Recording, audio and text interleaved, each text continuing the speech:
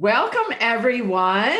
As you can see, we're live with more than just Jane today. But welcome to Just Start with Jane. This is where I interview healthcare leaders that have just started our solutions and brought greatness to their own personal leadership, their department, their team, their employees, and their organization. So let's just start. My guest today is a longtime friend, Miss Rita Jury, Mrs. Rita Jury, I should say. Sorry, Frank. And Rita, we first met Rita sitting in the back row of a Capstone Leadership Summit in Galena, Illinois. And right away fell madly in love with her. We asked her, we had a lot in common with her. She also has been a nursing leader for decades, proudly committed to nursing leadership for decades. And so one of the things, her writing is impeccable. So we asked her to be a part of our book, The Employee Experience, Engaging Employees at a Higher Level, which is one of our topics today. But and the other thing that always really we've loved you, Rita, for so long, but one of the things that's always been so impressive is your unrelenting message of compassion.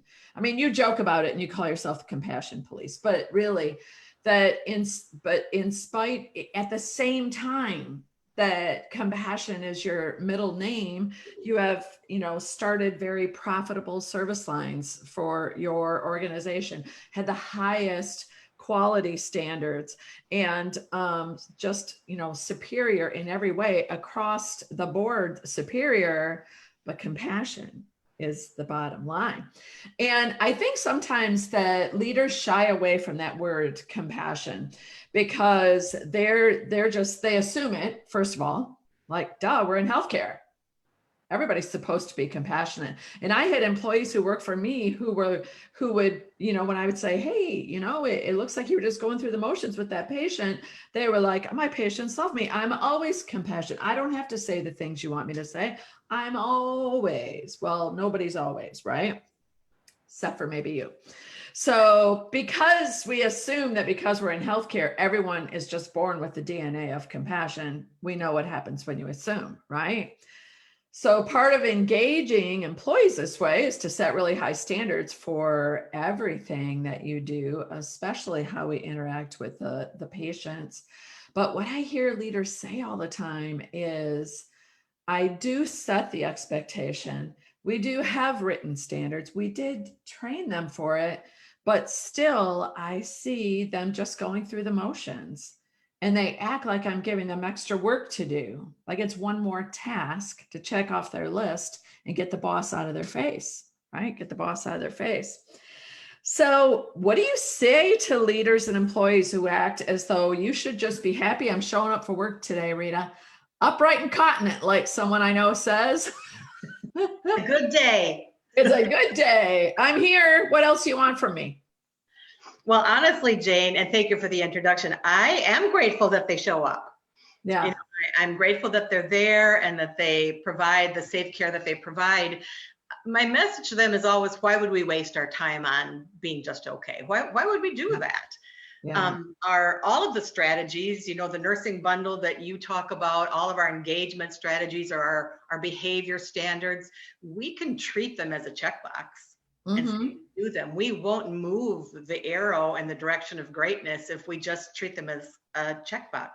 Yeah. Well, I think about something like bedside handoff. We can certainly go in the room and check. Sure. Or we can go in the room and really manage up our colleague and pull the patient into that conversation and really have a rich handoff that me and the nurse I'm handing off to feel really good about. And the patient feels really engaged in. So why would we waste our time just showing up or just checking a box? Right. And that scenario that you paint with bedside handoff is a great one, because you think about it, if nobody wants to come to work to do a bad job. So if you and I are colleagues and I see you not checking a box, but actually enriching the patient and the family's lives by just your presence, it's like, I'm going to up my game too. right? I'm gonna up my game too. So how do you coach compassion? Well, I truly believe in my heart, Jane, that we're all born to be healers. To get Mhm. into this business and this line of work, we are born to be healers, and we're exposed every day to things that wear on our resilience, and we, can go the route of incivility, or we can go the route of joy. So we Yeah. really have to make choices. And I think the more that we use some of your strategies around complimenting, Yeah. some of the strategies around calling out behavior that maybe is borderline, stepping in the wrong direction or totally in the wrong direction, then that we as leaders walk that talk. We Sure. don't just talk it and then go back in our offices and expect magic to happen. We're actually out there witnessing. I do have a wand in my office that I used to wave from time to time, but it never did work.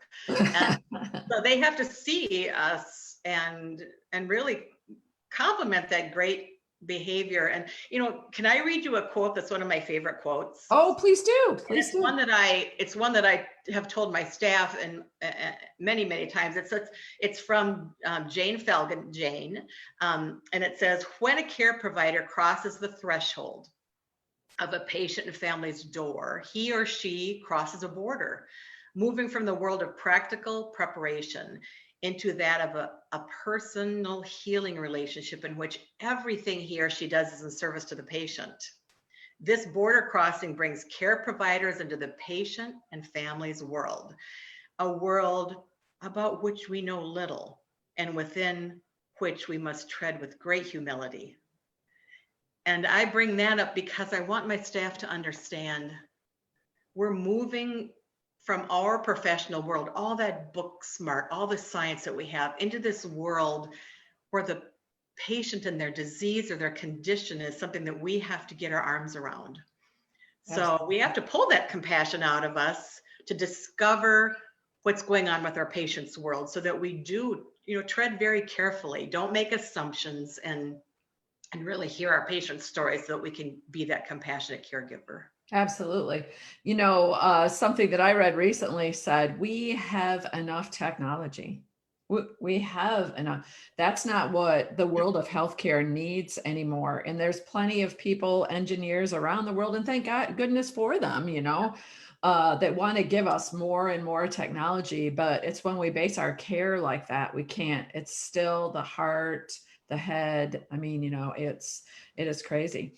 So what do you say to the employee or one of your leaders who thinks compassion, really, that's fluff, gray area?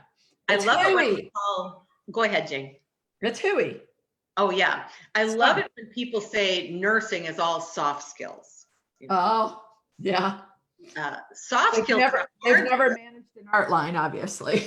right? Well, the Yeah. soft skills, which are, good communication and caregiving and that compassion, Uh-huh. are the things that, especially as a nurse, that we're challenged to bring out of us every day. Those are the hard skills, because we see our patients at their worst. We see human beings at their absolute worst. So they're vulnerable and frightened and angry and have absolutely no control. And here we walk into their condition, and really have to respect that soft skill, that compassion that we have to pull out of ourselves, even when they're being maybe sort of vicious to us, Right. is hard work. So I always think, do we not want to do the right thing? And the right thing is to treat each of these things that we do, even if it's starting an IV, with steps of compassion. So that would be narrating our care, so they truly understand what we're doing with them. And that would be explaining things in a language that they understand, in terms of reading level and literacy and language. And why would we not do the right thing and then do the right thing right? Right. Doing the right thing is treating everything like a checkbox, right? We know that there are certain checks to intentional rounding, hourly rounding, the 4 Ps, the 4 Rs, whatever our organization calls them. But to do them right means that we make sure our patients are safe. So none of our adding compassion is the right thing to do, and it's doing those right things right. Right. Uh, Right, correct. Um, and, you know, I think probably you've had this opportunity to give this advice and coaching to your people as well. But I mean, I can just remember when people would say to me, uh, Jane, I didn't do what you asked me today. Today was a bad day. Today, you know, the whirlwind sucked me up, spun me around, and I didn't do purposeful rounding with heart and intent. I didn't put the patient first all the time. I didn't, okay, start again tomorrow, Mhm. right? Even if you did your purposeful rounding 7 times, it's 7 more times than you did last month when before we even started this initiative, you know? So, And all of these initiatives really, I think that I know I started out introducing them to our staff wrong.